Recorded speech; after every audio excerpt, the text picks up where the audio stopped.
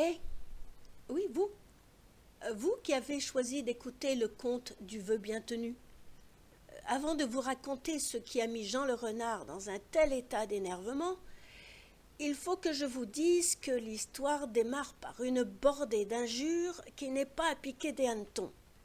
Vous êtes prévenus. Malbête, ventre Dieu, mordiable, au chiabrenat, chapeau maubec, escorchard, escraf, et tiens, truandaille de patarin. Bon, il avait bien quelques défauts, Jean le rusé, mais ce n'était pas dans ses habitudes de jurer. Mais non. Là pourtant, il y avait de quoi s'énerver. Jean le renard, ou Jean le rusé, comme on l'appelait aussi, était parti à l'aube pour amener sa vache à la foire aux bestiaux annuelle. Et il n'était pas parti depuis 2 heures, c'est le temps qu'il lui faudrait encore pour arriver sur place, quand sans crier gare, le ciel lui est tombé sur la tête. Un orage d'été qui était souvent réservé à la fin de la journée. Mais là, des trompes d'eau qui leur tombent dessus, pas d'endroit pour se mettre à l'abri. Jean le renard faisait un pas en avant tandis que la vache faisait 2 pas en arrière. Il avait beau tirer sur la corde qui était autour du cou de la vache, rien à faire. Et il tirait comme un beau diable. Il n'allait rien lâcher, sauf quelques jurons. D'habitude, les idées lui venaient facilement. Rusé comme il était, plus matois que le renard le plus matois, il en avait dans la caboche. Mais là, rien.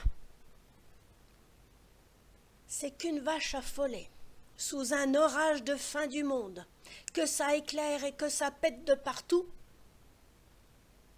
c'est pas facile à tenir. Imaginez, d'un côté, 80 kilos pour notre homme, de l'autre, la bête. Entre 450 et 500 kilos. C'est vous dire. Jean le renard avait de l'eau jusqu'au mollet. Autour de lui, tout était inondé. Ça s'annonçait mal pour arriver à l'heure au grand marché. Celui-là, c'était le plus important de l'année. Fallait pas le rater. Tous les éleveurs, tous les marchands s'y rassemblaient. Et Jean le rusé voulait vendre sa vache à un bon prix. Son affaire se présentait mal. On n'y voyait que gouttes. Enfin, façon de parler. Il ne savait même pas où il posait les pieds. C'était pas le moment non plus que sa vache se foule les pattes. Il allait entamer une nouvelle bordée de jurons quand tout à coup, un éclair, plus formidable que les autres, illumine tout autour de lui. Et là, à même pas 20 mètres en retrait du chemin, il voit une petite chapelle. Oh, il gravit vite le chemin caillouteux qui mène à la chapelle.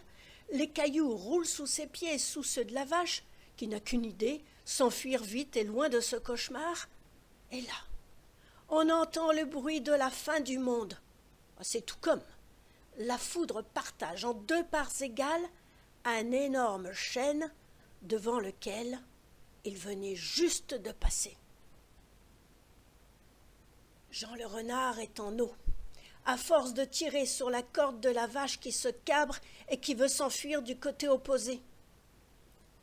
Bon an, mal an, il arrive à se mettre à l'abri dans la chapelle avec la vache. Quoi? Il n'allait pas la laisser dehors quand même, cette pauvre vache. Ah, tout allait s'arranger. C'était la chapelle de Saint-Laurent, le saint compris dans les orages, justement.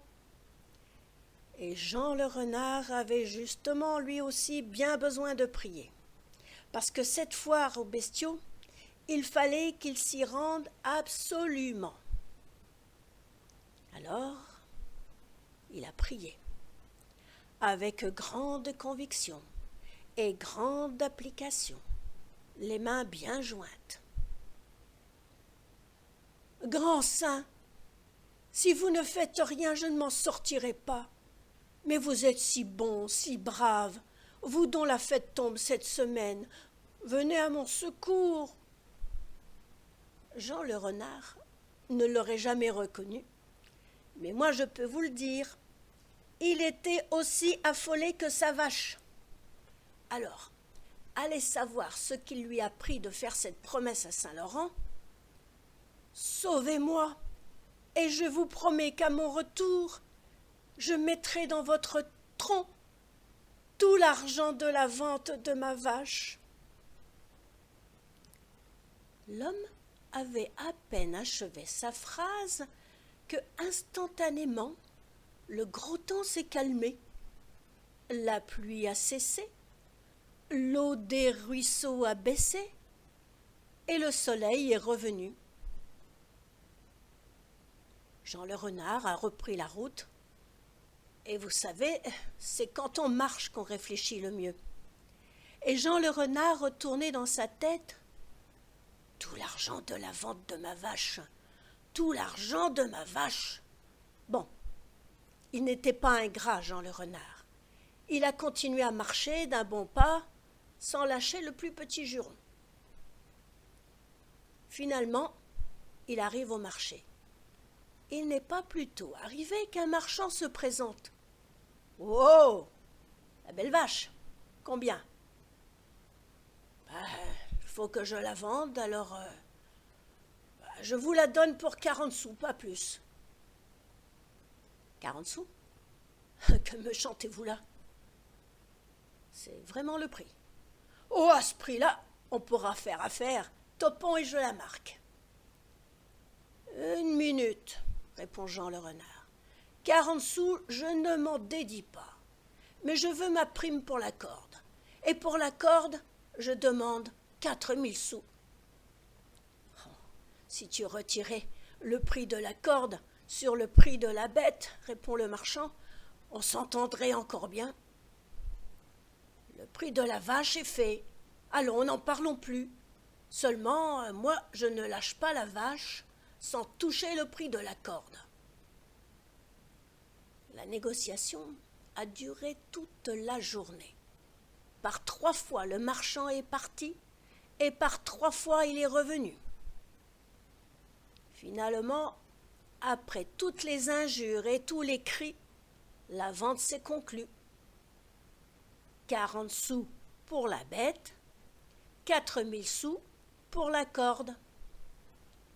Le renard a empoché l'argent et il est allé boire chopine avec l'acheteur.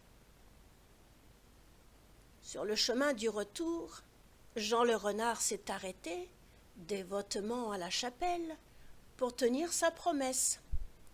Il a mis dans le tronc les 40 sous de la vente de la vache.